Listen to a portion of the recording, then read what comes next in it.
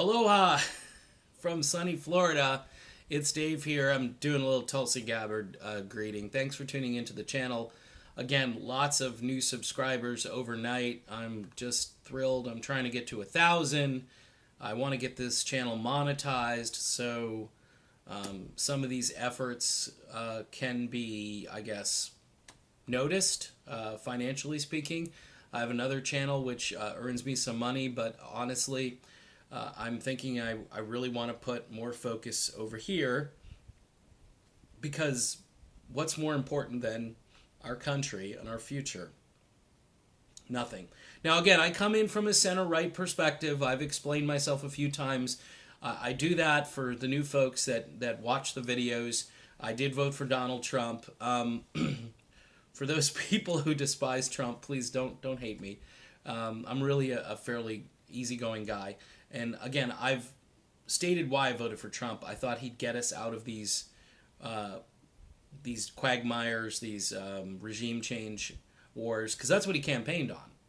He campaigned on that. He campaigned on jobs for the middle class and so forth. He's done some of those things, and I'm not saying that it's all bad. I'm not one of those people, but I recognize that if we don't get our war machine under control, the trillions of dollars in outlays, we're never going to have an economy, any kind of a sustainable economy.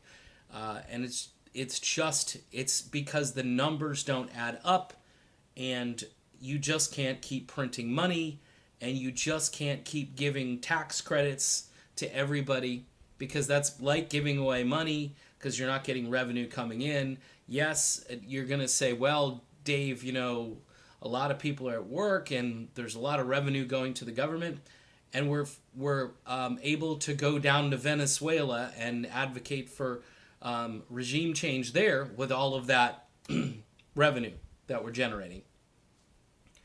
Crazy. Spending is out of control. And it's not on...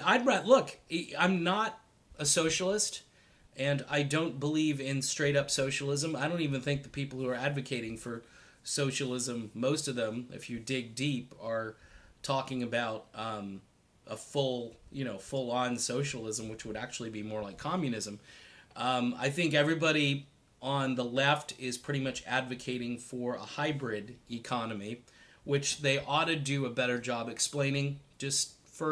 I'm just trying to be fair, because I know if you listen to right-side propaganda all day, everybody's a socialist who isn't, for trickle-down economics. Or on the other side, everybody is a right-wing hate-monger because they don't want to take care of the poor and the middle class.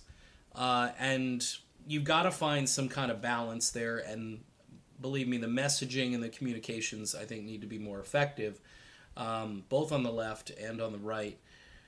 But I'm here because I realize that Tulsi Gabbard, to me, number one, and this is the premise of this video, is Tulsi Gabbard really is the best candidate running who can defeat Donald Trump. And this is the first time I'm really going on record as saying that, because I believe, because of her, first of all, her military service is going to go a long way with men and women, but even conservative men are going to look at her and go, wow, she's poised, she's eloquent, she's got this commander-in-chief air about her.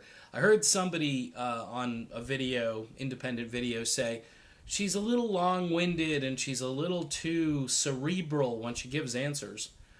Compared to what? We've got sound bites right now. Everybody's throwing out sound bites, and apparently there are a lot of people that react to sound bites and they say, yeah, red meat, give me that red meat. Tulsi isn't about giving you red meat. She's about giving you a balanced diet, and that's what we all need.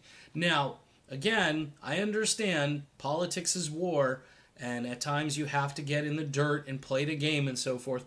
But I think after Trump, okay, and then Obama before, Obama was a great teleprompter guy, and he was nice, and he was unassuming, and all those characteristics that made him a good political figure.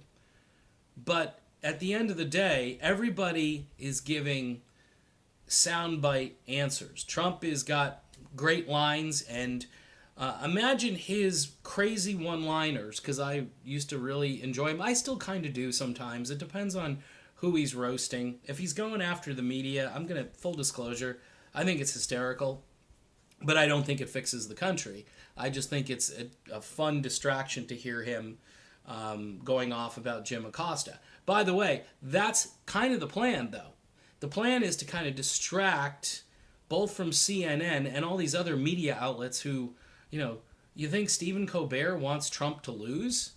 Oh my gosh, his ratings will nosedive. It'll be like the end of a show.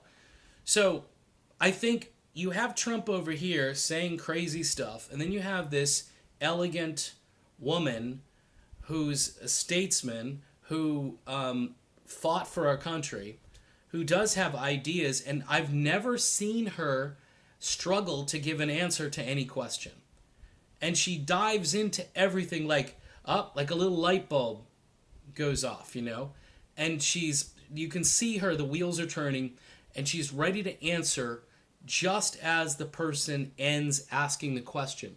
And she typically bridges what the person said, and then she goes right into a detailed answer. And I'm sorry, this, as somebody who's spent my entire political life watching your typical politicians, this is unbelievably refreshing to me. Whether I agree with the more progressive elements of her platform, some of which I'm probably not going to agree with, but I agree with the top idea is to get us off of the foreign war conveyor belt that we currently continue to just, no matter who the president is. Remember, Obama did this. W. Bush is one of the worst in history, and his dad too was one of the worst in history. And go back to Lyndon Johnson. I mean, it's been happening since after Kennedy got assassinated, and Reagan kind of took a break from it, but he did do some skirmishes, Iran-Contra, arming rebels. I mean, do we really want to continue to arm rebels? Why? Why do we want to arm rebels? What are they going to do for us? How are they going to make our economy? Oh, I know, because we're providing weapons, and Lockheed Martin can make some more stuff, and that'll drive the economy. That's what we're depending on. Meanwhile, the middle class and the working poor continue to get just smashed every day. But this election is about, winnability, if that's a word. Electability is a better word, I guess. And I look at Tulsi Gabbard, and not only is she the genuine candidate, but I think she's the candidate who can win. Now, I don't want to get into polls, but I keep hearing all these polls where some polls she's not showing up. Other polls or other surveys, she's getting a ton of chatter. People are checking her out. They want to know what she's about. But it does seem that there is a very organized effort to kind of hide her. She's not here. She's over there. Folks, we need to talk about Tulsi Gabbard. We need to retweet. We need to post videos. We need to do our own videos. You can share this video even with right-minded people. There are some right-minded people that are going to say, well, I know she's against the Second Amendment straight up because and again, this is a propaganda war because she's probably into background checks. I don't think she's into banning all firearms for law-abiding citizens. Don't know. If she gets to that point where everything is just the lunatic fringe for me, I would say no. But again, above all of this, folks, is the idea that America is going to go around the world and be the $1 trillion police force, and I don't want it anymore. She's against the $1 trillion police force, and I'm with her on that because the savings are going to be certainly coming back to us as citizens for our kids, our grandkids, and just the current generation of people who, are drowning in student loan debt. I mean, you can go on and on about them. My wife has student loan debt. She's, in her late 30s, and it's kind of like, how do you get out from this? You're promised a bill of goods. You're promised, hey, we're going to give you this great.